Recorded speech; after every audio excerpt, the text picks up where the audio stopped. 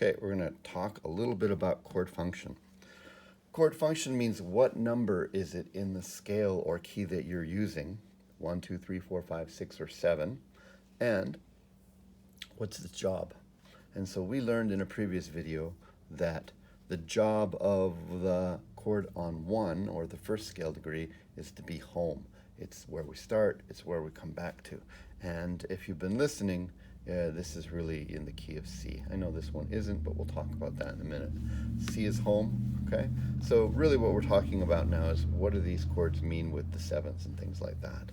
Well, if you have a chord with a major seventh on it, most of the time it's home. It's 1. Sometimes it can be 4.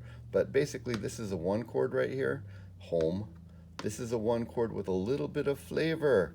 The major seventh gives it some spice. Okay? All right. This G6 is actually probably an E minor seventh in this key. That would be a 3 chord.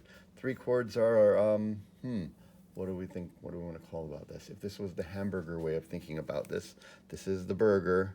This is the burger with salt and pepper on it, right?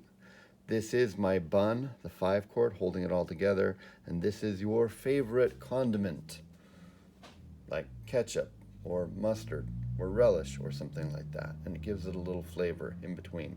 It doesn't do much for the am I a burger or not, but it makes it taste a certain way that you may or may not like. It's filler.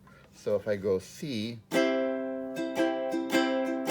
major 7, this is just filler until I get to the G7, which is the bun, which says go back to the burger, like that, which leads us to the dominant chord right here.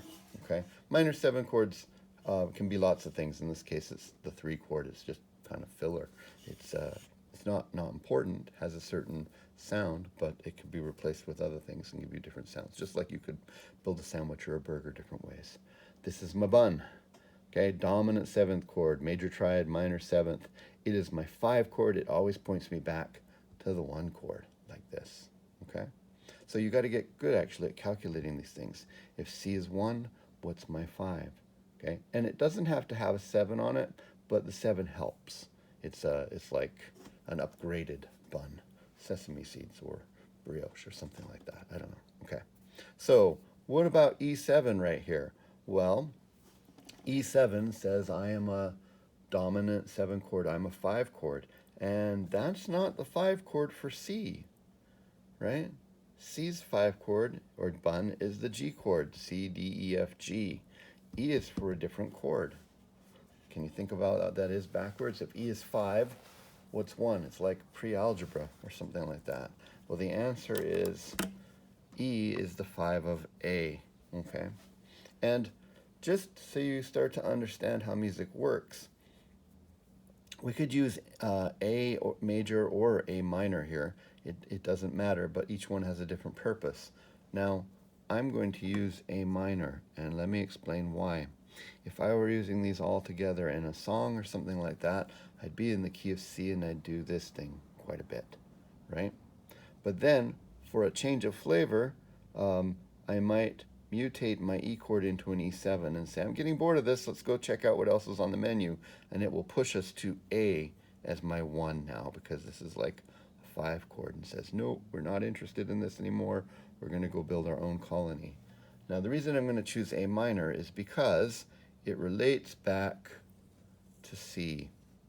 If I use my C scale, C, E, G, or C, D, E, F, G, A, B, then I will get an A minor chord when I spell it. In my C scale, A is 6, right? If I were to use an A major, it would have a C sharp in it, and it wouldn't relate back to this key. So the nice thing about this is when I want to go to another place, use a different 5 chord to give the song more interest, it's nice to emphasize a chord that's in the original key as a different thing than 1, so that it takes us smoothly back. All right, let me show you how that might work. So here's my C, and here's my C major 7, here's my E minor, and here's my G7, and it wants to take me back to C, which 1, flavor 1, that's my 3 chord, right? It's just filler,